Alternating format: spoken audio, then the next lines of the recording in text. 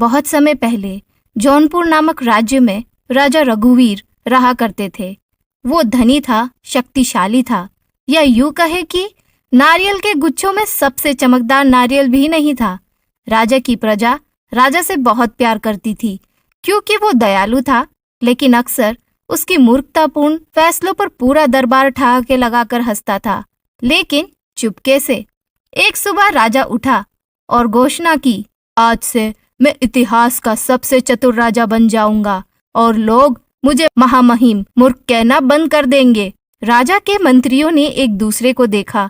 महामंत्री राजू ने आहें भरी। वह जानता था कि जब भी राजा होशियार बनने की कोशिश करते हैं तो कोई न कोई मुसीबत तय है। राजा ने अपने दरबारियों को बुलाया और नाट के अंदाज में पूछा, मुझे बताओ, महान राजा बुद्धिमान कैसे बनते हैं? एक मंत्री ने कहा, महाराज, विद्वानों की बातें सुनकर। तो दूसरे ने कहा, शास्त्रों का अध्ययन कर कर। तीसरे ने कहा, मौन धारण करके और ध्यान में रहकर।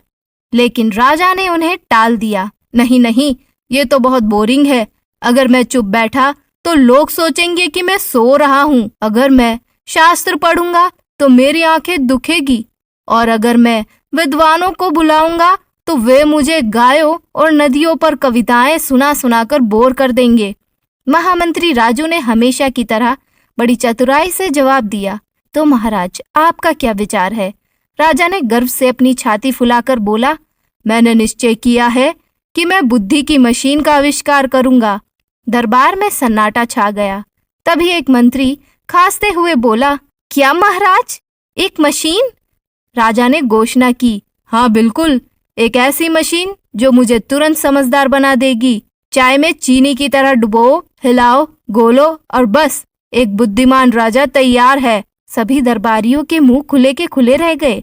ज्ञान की मशीन? ऐसी बकवास और बेकार बातें तो सिर्फ उनका राजा ही सोच सकता है। राजा ने हर जगह दूत भेजे, मुझे कोई भी ऐसा व्यक्ति ढूंढ के लाओ जो बुद्धि की मशीन बना सके।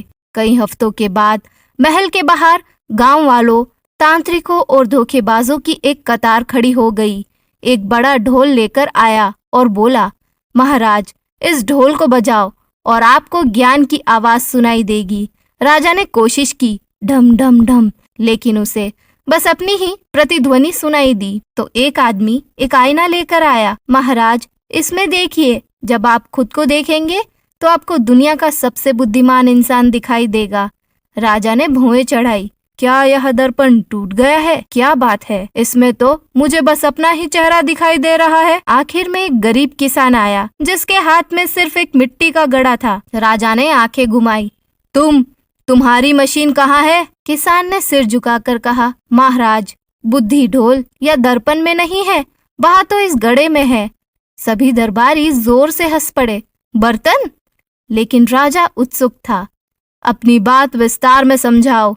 किसान ने घड़ा राजा के सामने रख दिया और कहा, महाराज, यदि आप सचमुच बुद्धिमान बनना चाहते हैं तो आपको इस घड़े के साथ 3 काम करने होंगे।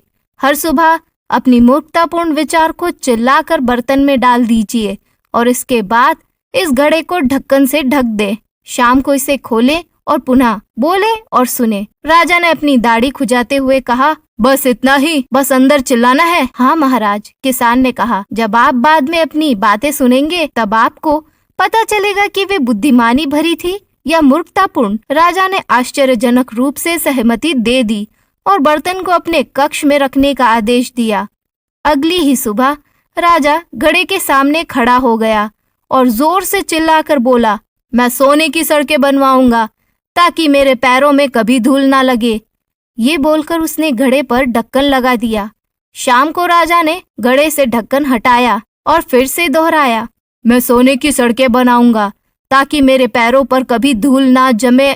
फिर उसने सोचा, अरे, अगर सड़कें सोने की बन गई तो चोर उन्हें चुरा लेंगे और मेरे पैर तो बाहर चलने से वैसे ही धूल में हो जाएंगे।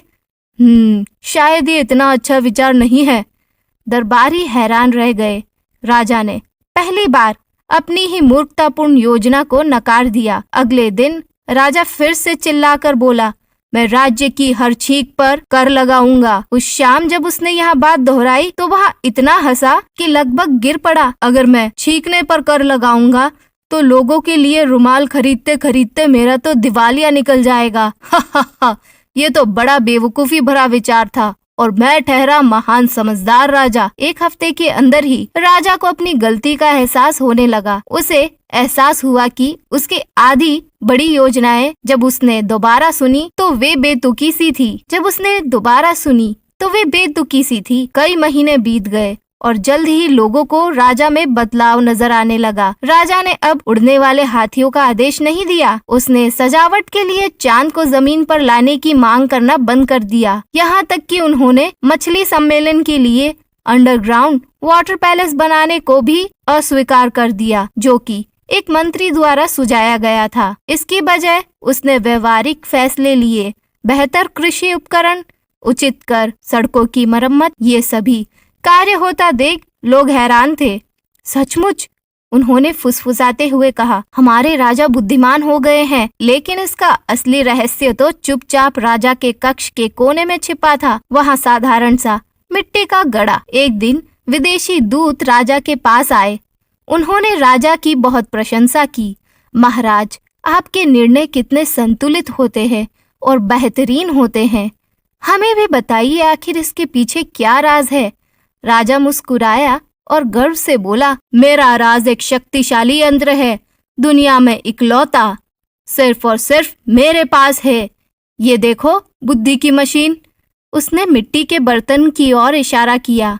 दूतों ने पलकें झपकाई। ये तो केवल साधारण सा मिट्टी का एक घड़ा है। हाँ, महाराज ने छाती फुलाकर कहा, ये कोई ऐसा वैसा घड़ा नहीं, बल्कि ये घड़ा मेरे विचारों को दोहराता है और मैं उनका मूल्यांकन करता हूँ। दूत आपस में उलझन में फुसफुसा रहे थे।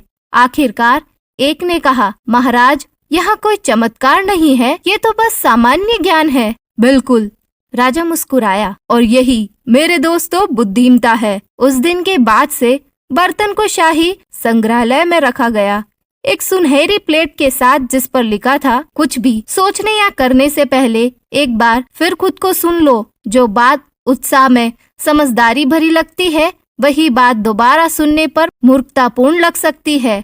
और इस प्रकार राजा रघुवीर, जिसे कभी महामहिम मूर्ख कहा जाता था, वो गड़े वाले बुद्धिमान राजा के रूप में प्रसिद्ध हो गया। और राजा के लोगों को एक सबक मिला। वो सब ये कभी नहीं भूले कि कभी कभी सबसे बड़ा ज्ञान किताबों या विद्वानों से नहीं, बल्कि बस थोड़ा रुककर, सोचकर और अपनी मूर्खतापूर्ण विचारों पर हंसने से आता है। इस कहानी से हमें यह सीख मिलती है कि कोई भी काम करने से पहले 2 बार सोचें। जो बात शुरू में चतुराई भरी लगती है, वहाँ शांति से सोचने पर मूर्खतापूर्ण लग सकती है। आपको ये कहानी अच्छी लगी हो तो इसे लाइक करें और नए हैं तो इस चैनल को सब्सक्राइब करें।